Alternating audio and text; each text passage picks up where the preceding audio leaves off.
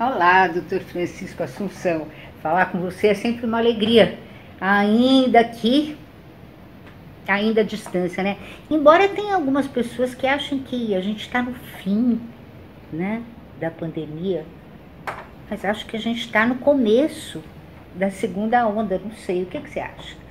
Bom, mas como você é psiquiatra da infância e da adolescência e não infectologista, a minha pergunta de verdade é a seguinte: como é que vai ser essa adaptação das crianças e também dos adolescentes a essa nova realidade, uma outra realidade ainda de 2021?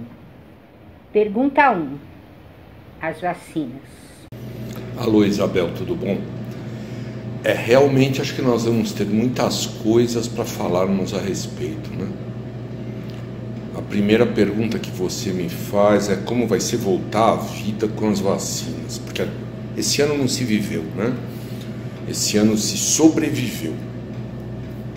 A preocupação com estar vivo impediu que se vivesse, que se tivesse significados, que as pessoas pudessem pensar o que elas querem da vida e por que estarem vivas, né?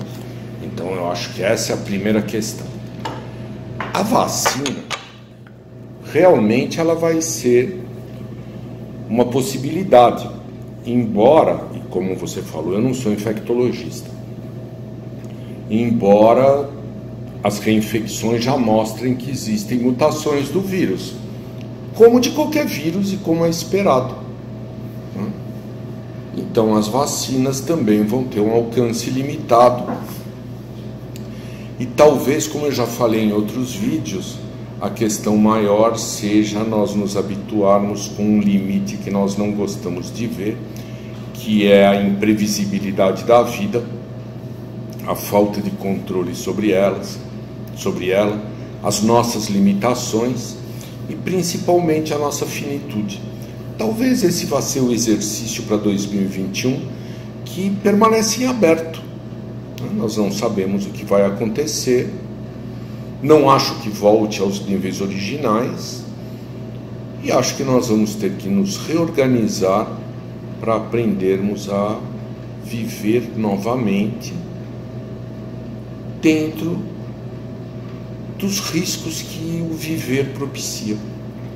Então as crianças talvez tenham que ser ensinadas a isso e aprender a conviver com isso, como todas as gerações anteriores conviveram e sobreviveram. Então essa é a primeira questão que eu acredito que vai ter que permear a nossa volta a uma normalidade no próximo ano. Somos mortais, somos falíveis, não controlamos quase nada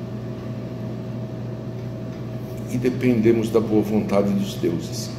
Então essa talvez seja uma das coisas que a volta propicia. Pergunta 2. A volta à escola. Como é que vai ser tudo isso? Quanto à questão da volta à escola, eu acho que esse é um outro problema, porque eu não sei se a escola será a mesma. O que é uma escola? Uma escola é um aparelho ideológico de Estado. Ela ensina aquilo que os grupos dominantes querem que se ensine. Ela tem um potencial econômico subjacente e ela representa o padrão daquela cultura onde se vive. Sendo-se prático, uma escola é isso. Imaginar que a escola é o lugar onde se ensina a pensar, isso é muito bonito dentro do discurso dos pedagogos, mas isso não é verdade, né? Se vocês voltarem 2.500 anos atrás, é por isso que o Sócrates é morto, porque ele tenta ensinar a juventude a pensar. Não é essa a função da escola. A função da escola, cada vez mais, dentro dessa pós-modernidade, é formar técnicos que desempenhem o seu papel dentro de um contexto de produção globalizado e capitalista. Ponto. Uma escola é isso. Dentro desse processo, nós vamos ter algumas questões que são extremamente interessantes, porque a escola, com essa quarentena, ela se tornou mais prática e mais barata. Mais barata porque se delegou às famílias o processo de educação, uma vez que essa educação à distância ela é ótima sob o ponto de vista econômico e sob o ponto de vista de, como posso dizer, de facilitação, né? Teoricamente,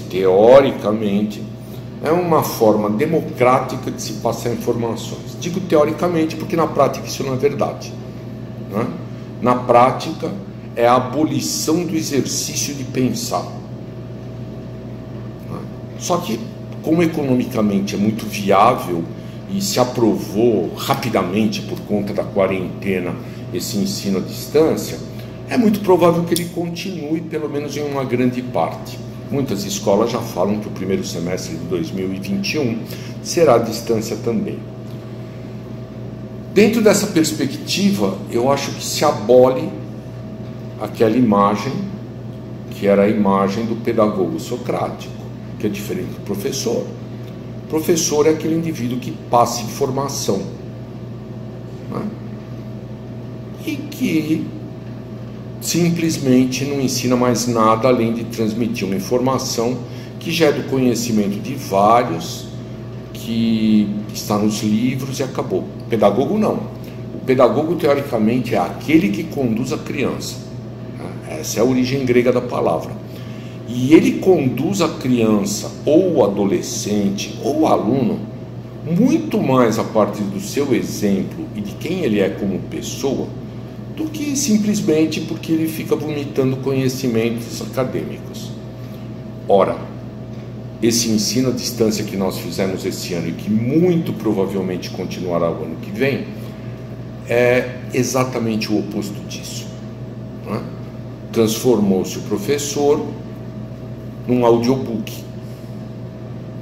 E isso é muito mais barato, muito mais fácil de ser executado e muito menos perigoso, porque grupos sociais que pensam um pouco ou pensam unidimensionalmente são muito mais manipuláveis e muito mais controláveis.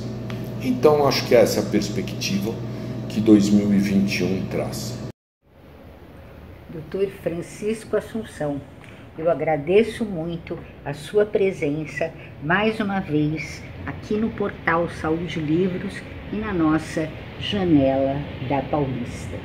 Eu queria agradecer você e a todos os amigos que acompanharam por esse ano a possibilidade de estarmos juntos ainda que à distância, de uma forma muito ruim, né? Ruim porque é limitante, ameaçadora, existencialmente precária, né? Ou seja, estivemos juntos da forma menos humana possível, mas mesmo assim eu imagino que foi a forma que encontramos. Não acho que foi a melhor, acho que foi a possível e a obrigatória, não só sob o ponto de vista sanitário, mas sob o ponto de vista político, social, econômico, etc. Queria agradecer a possibilidade de termos estado juntos. Queria lembrar mais uma vez o solstício de inverno como o início da morte de um momento para que haja um renascimento posterior e que vai se refletir com as festas de Ano Novo. Que o Ano Novo traga realmente uma forma nova. Não é o que me parece, mas desejar nunca é muito forte. Que o Ano Novo traga formas novas de pensar, formas menos egoístas, formas menos restritas e formas mais criativas de pensamento. Espero que a quarentena desse ano tenha servido para isso e que nós consigamos criar alguma coisa melhor, se é que alguém tem algum interesse em criar algo melhor, que não é o que me passa. Dessa maneira eu mando um beijo para você, um beijo para todos. E os votos de que o futuro nos reserve algo melhor. Fiquem bem.